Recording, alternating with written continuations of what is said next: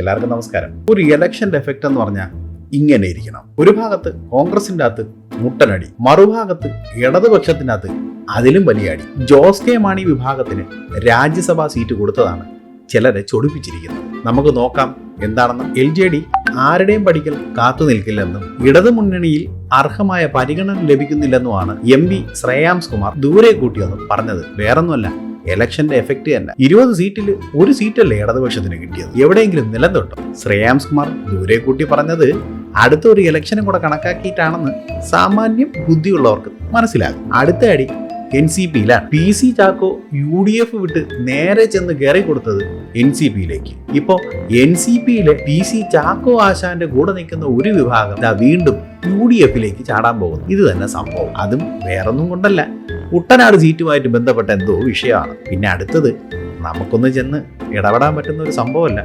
MP ജയരാജനും പോരാളി ഷാജിയും തമ്മിലുള്ള പ്രശ്നം. അത് അവരുടെ പാർട്ടിക്കകത്ത് തന്നെ തീരട്ടെ. നേരത്തെ പറഞ്ഞതുപോലെ എല്ലാ പ്രശ്നങ്ങൾക്കും കാരണം KM മാണിയുടെ മകനായ ജോസ് കെ മാണിക്ക് രാജ്യസഭാ സീറ്റ് കൊടുത്തതാണ്. രാജ്യസഭാ സീറ്റ് തങ്ങൾക്ക് തന്നാൽ എന്താണ് പ്രയോജനം എന്നുള്ളത് KM മാണിയുടെ മകനായ ജോസ് കെ മാണി സഖാവ് പിണറായി വിജയനോട് പറഞ്ഞിട്ടുണ്ട്. മറ്റൊന്നും ആയിരിക്കാൻ സാധ്യതയില്ല പറഞ്ഞത്. കോട്ടയത്തും ഇടുക്കിയിലും കേരള കോൺഗ്രസിന്റെ മാണി വിഭാഗത്തിന് ശക്തമായ വേരോട്ടമുള്ള സ്ഥലങ്ങളാണ്. ഈ വരുന്ന തെരഞ്ഞെടുപ്പിൽ അത് ചിലപ്പോൾ ഒന്ന് ഇടതുപക്ഷത്തിനൊന്ന് ബാധിച്ചേക്കാം.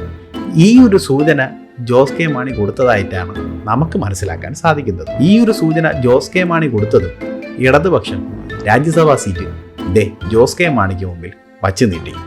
ഇനിയുള്ള പൊല്ലാപ്പുകളെല്ലാം നടക്കുന്നത് ഇടതുപക്ഷത്തായിരിക്കും. എന്തായാലും ചില രാഷ്ട്രീയ കളികൾ കാത്തിരുന്ന് തന്നെ കാണണം.